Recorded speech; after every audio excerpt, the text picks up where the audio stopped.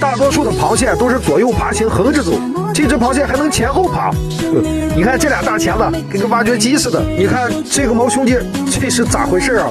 被万箭穿心了吗？上面这是啥？眼前的这些小家伙叫藤壶，也叫骨爪螺，嘴巴还在不停的动呢。又来到围网这边了，今天就这么点收获，就几条鱼。哎，这条鱼叫什么名字来？我忘了。小家伙，你在干嘛呢？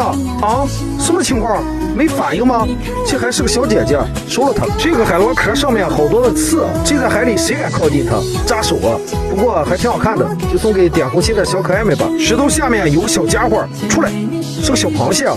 哎呀，怀孕了，那就快走吧，不要你了，再见。有很多小伙伴没见过水母的身体结构，给你们看一下，下面是触角，是会释放毒素的，中间给它分开，这上面就是大脑，这些都是可以吃的。